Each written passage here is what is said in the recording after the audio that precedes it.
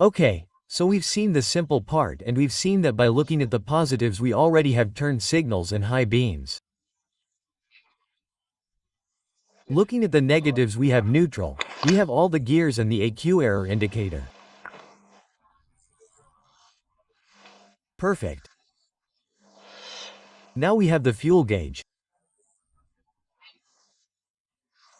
In this case, since I knew that this only shows me if I'm on reserve or not, what I did here is I have the fuel gauge, I released the C's that are actually still loose, you see? I released the fuel gauge cables, these are what go there to my little thing. I bridged it and with that I found out, well, that this would be the connector output. But from there also to know which one is the fuel one. Well, we either take it to positive or we take it to negative with this thing just in case. That's what I used it for, because I didn't know if I was taking a positive or a negative from the fuel one, okay. And that way there's no problem. Okay, and then I connect it. Then we'll see how to adjust it, okay, but we already have it connected. What else is left? We have two very important things left that took me quite a while. The speed issue, which I insist, I do have a speed signal here, but it's impossible to connect it with the layout of this, what's it called? This speedometer. So, I had to use this external meter that came with it. It's €7 more, so it's worth it. I put the cable here, that is, the cable, the little screw. Here I put the support for the little meter.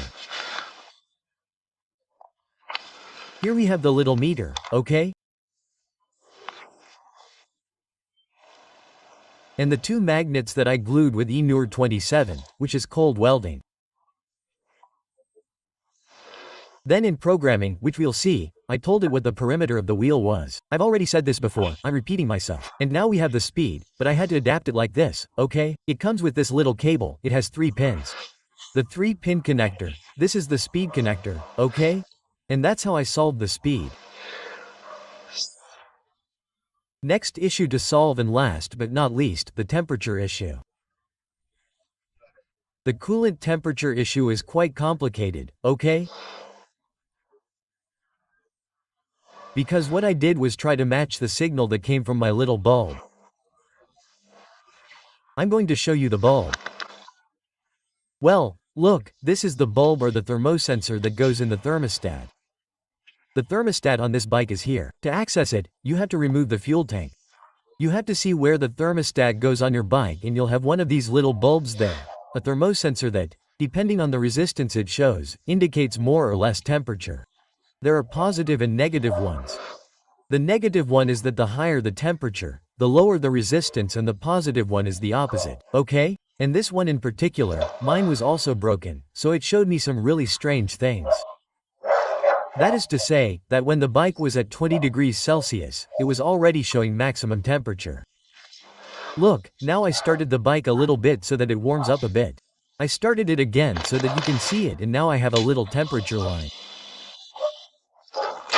And now I'll tell you what I had to do to see a pump, you see it? There I have my temperature line. There I have it, okay. Well, so what I did is, first, I wanted to put the same bulb that came from the factory, but it would take me 15 days and it cost €40, and then, in the end, I discovered that the only thing you need to know about these bulbs is to know what the thread size is, because then in the end you have to adapt it.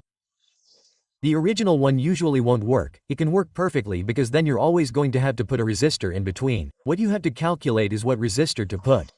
This is almost the longest and most annoying part, but it is very important to know the coolant temperature, especially in case at some point we have temperature problems and it is not worth it to know that we have to stop the bike. Okay?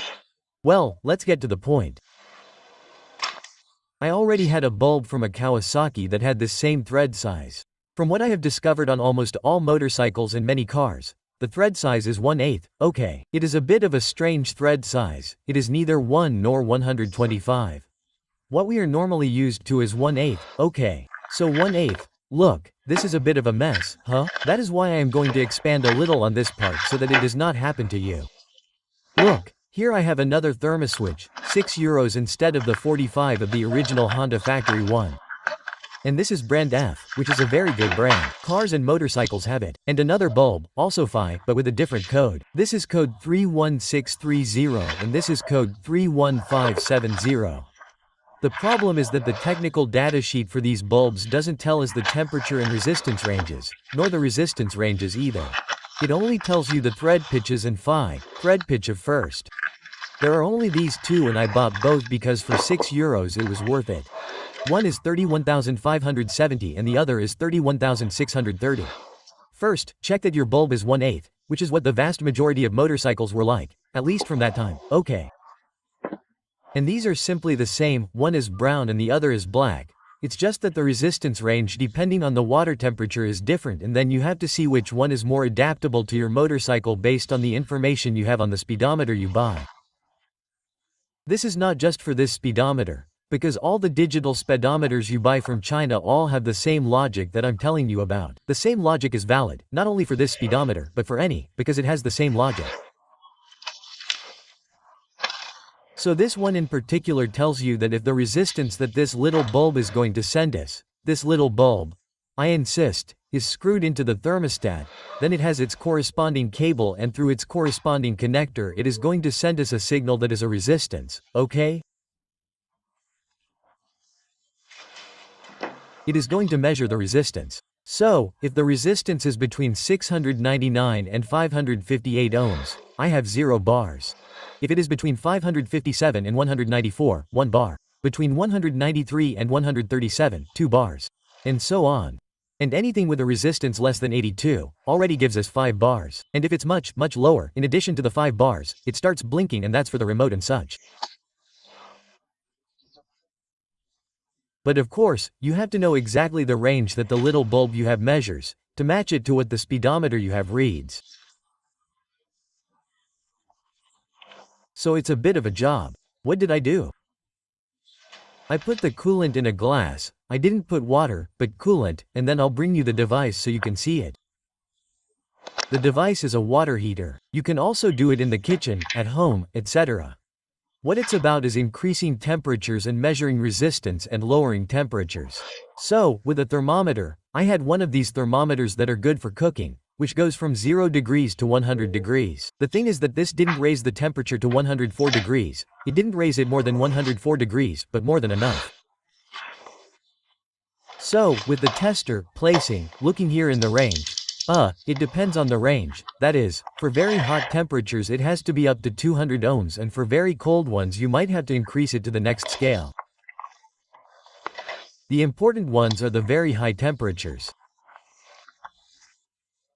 So, placing the positive probe here, in the east, and the negative in this part, and this whole part here, I introduced into the glass of water. Well, not water, coolant. So I was measuring according to the water temperature, what came to me here, until I obtained a table that I'm going to show you now. The table that I obtained. Well, this is the final table. It's a bit long to understand, but very easy. Look, here I have all the temperature degrees that I was measuring and here, the ones I obtained without a resistor in between, okay? You see, for example, at 46, it had 300 UFOs, at 41, 400 UFOs, at 13, 100 UFOs, at 90, which is the operating temperature, 77. Sure, if our meter is below 82, let's see where it is, let me show you. And our meter with below 82 already shows 5 bars. The signal that the bulb is sending us is not valid because at 90 UFOs it would say that we should stop the bike because everything goes crazy. Okay, so I checked without any resistance in between what one of the temperature sensors gave me, which one of the temperature sensors gave me, which one of the temperature sensors gave me. The Kawasaki one had 3 temperature sensors plus the 2 that I showed you. The Kawasaki one was worth around €20 on Amazon and these Phi ones are also on Amazon. One is 6 and the other is €7, but oh well. I already had the Kawasaki one. If I had known, this one, specifically, the brown one and the Kawasaki one gave me the same measurements, that is, instead of €20, €6 and that's it. This is the one that is worth it. This brown one is the one that worked for me. So, the solution, talking to Diego and such, since here I had the number of bars based on the UFOs, what he told me was, okay, then insert a resistor of 47 UFOs and an eighth of a bat. I didn't find a resistor of 47 and an eighth, but I did find a resistor of 47 and 1/4 of a bat. So, between the cable that I have here, the resistor, let's see if I can show it to you. I inserted the resistor here. You can see that the number 3, in my case, is for the temperature. Well, here in the little cable that comes out of the clock, in the signal that my connector sends me, which theoretically would go to the original speedometer, that signal goes to my new speedometer. There I inserted, you see, a 47 ohm resistor. And with that 47 ohm resistor, the on switch is changed and now at 110, it gave me 80 ohms, that is to say, at 110, I should have had 5 bars. With 104 ohms 85 ohms I didn't have 5 bars but 4 bars, which is the limit. In other words, I already know how I have it done. Well, and so on, that with 4 bars I am at operating temperature and the moment the 5th bar lights up I am already in danger. I am already at a higher temperature than I should have. So I have to stop the bike or whatever. 4 bars, operating temperature, 5 more bars, the temperature of the account, and at the end, you insert this resistance 47 or look, EH. Let's see, 105 UFOs at 95 GR, which is the equivalent of 4 bars. In other words, 90 GR. Look, my electric fan trips, at 92 GR, the electric fan trips. On this bike, when the electric fan trips it's at 4 bars and after the electric fan trips it's still at 4 bars, which would be perfect, EH. 4 bars. The bike goes as it should, 5 bars is already dangerous. And if it also blinks, well, it's very dangerous to stop the bike. And that's how the temperature adaptation to the coolant is resolved, okay. With the little bulb, okay? I'll tell you all this stuff because it's not that easy if you don't know. And all the videos I've seen don't tell you about this. You only see a lot of people removing cables, stripping cables and putting them back, which is a drag, it has no use, but they don't give these explanations that I'm giving, which I didn't know and this is what I've learned from. It took me many hours, it took me almost more hours to adapt the speedometer than to make the whole bike, but oh well. And with Diego's invaluable help, the story has come true. So, it's important to know the thread of your bulb, the size of the bulb, which are almost all the same on bikes, at least a 1/8 thread. Then measure the resistances that the bulb gives you depending on the temperatures and knowing the range that your speedometer gives you. You have to insert a resistor to square it and that's it. We would have it squared. And the same if your bike has a gauge that also measures the fuel level. You can see what intensities the fuel level gives you with your gauge. You see what your speedometer interprets and if it doesn't match, you put a resistor in and that's it. Know that if you need more resistance, you have to put the resistors that you have. For example, in this case I bought 10 of 47. If I had needed more resistance, if you put them in series, that is, one after the other and after the other, the resistance adds up. That is, 2 of 47 would add up to 1 of 90 and what 94, okay. And if you put them in parallel, they reduce, that is, 2 resistors of 47 in parallel, that is, you join the ends on one side and the ends on the other side, those in parallel, right? One after the other subtracts. That is, 2 of 47 in parallel would have a resistance of 23 and 5. Okay, in parallel they subtract and in series they add and so with those resistors we would square and adjust the number of bars for the gauge and the number of bars for the water temperature gauge. The speed. Now we are going to see the speed issue. I'll go to the computer and tell you the formula to calculate the perimeter. So, the speed with the perimeter and putting that gadget and sticking the two magnets there. You have it solved and the rest is all solved. Okay?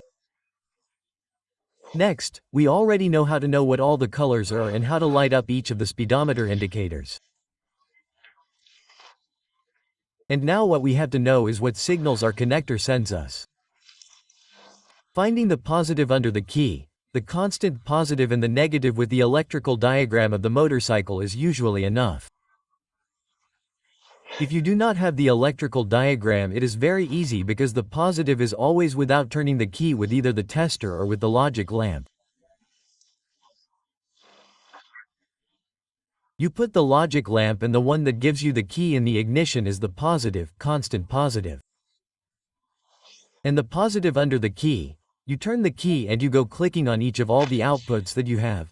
I have 16 outputs and the one that did not have a positive with the key removed and does have a positive with the key is the positive under the key. And for the negative, the same, it is very easy. You go clicking, and the first one that turns green, that can be negative or constant. In such a way that, negative, constant, positive, constant, that is, ground. Let's go, then, that is, positive, constant, ground, which is the negative, and positive under the key. Very easy to find. And then it goes to signals. For example, we know that the turn signals are powered by positive. Well, you put the turn signals on, you put the turn signal to one side and you go clicking. And when you have red like this intermittently, that would be the turn signal on the left. You put the right turn signal on and you go clicking on each of the outputs with the logic lamp that we have here. You go clicking on each of the pins. Click, click, you go clicking, and when suddenly you find one that lights up, the red goes out, it turns on, the red goes out, it turns on, the red goes out, that's the right turn signal. Same thing, you press the blue one, what's it called? The little button for the high beams, and you go clicking, and the one that didn't light up before now turns on by pressing this, and then you check it, you take it off again and it turns off. You press it again and it turns on red because this one asks for red. This is the high beams. And then for neutral, the same thing. You put a gear and you go clicking to see if you have green, and then you put it in neutral and suddenly the green comes on. Well, we already know that this is the negative one, and that's how it's revealed until you finally get to a square, which is what I made. Here, on one side, what I did on one side was to square it. Do you see here all the colors of my? Let's see if this is more or less in focus. I don't know why it's not in focus well. Okay, well, look, here I had all the colors and their function, okay, of my speedometer, which, as I'm telling you, some colors don't match the instructions, okay?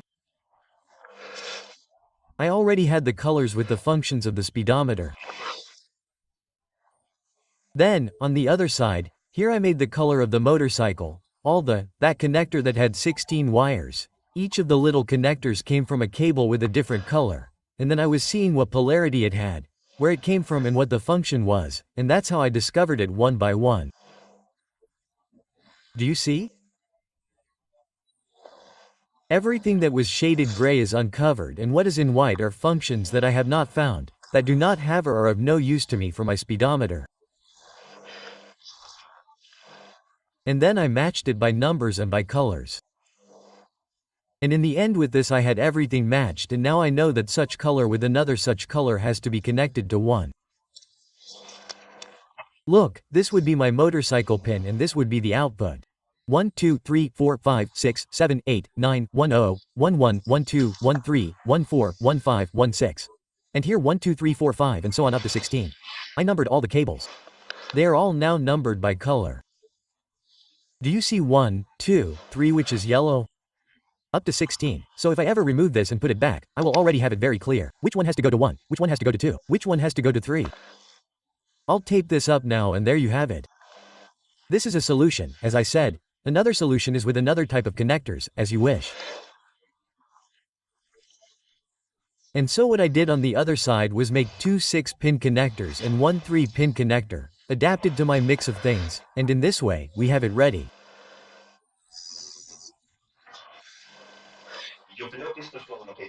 And I think that's all there is to know about how to adapt a speedometer without having the complete speedometer information to any of the motorcycles with these tricks and resources that I'm telling you about.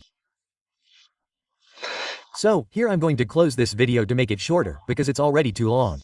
I'm going to make a video on how to program the speedometer. I'm simply going to tell you in advance that it's programmed. 4 things are programmed. Well, the clock, you have to set the clock now.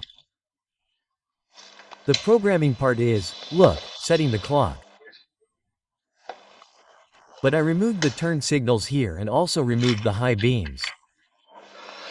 Okay, the clock is programmed. You have to program the speed and you have to enter the 2 parameters, the number of magnets and the wheel circumference. You have to program whether your motorcycle has 2 or 4 cylinders so that the revolution signal is correct. Then it allows you to reset the total odometer to 0, not the partial one, but the total one. And what else do you have to program? Oh, yes. And you also have to program if you want the fuel level to be 3 bars or 2 bars, okay? Because depending on the motorcycle you have, you can match it by marking the fuel level with 3 bars or 2 bars. That's what you program and all that is very necessary to program, okay? In other words, resetting the general, how to set the time, the speed, the revolutions and the number of lines of the fuel level. That's what you program and what we're going to see in the next video on how to program one of these little clocks. And I'm also going to teach you how to calculate the circumference of your front wheel. Well, friends, I hope this video hasn't been too long. I try to make it very quick and short, but it ends up being very long because, no matter how easy we want it to be, it's not that easy. It's a bit of a mess and it's hard work, especially if it's your first time doing it. The next time I do it on another bike, it's going to be half as hard, because I already know what to measure, what not to measure, what to adapt, what not to adapt, the problems, the signs and all that. But I've had a hard time trying to find videos out there and, honestly, none of them have convinced me. It doesn't mean that mine is the best, far from it. But at least I tell it the way I would like someone to tell it to me, okay?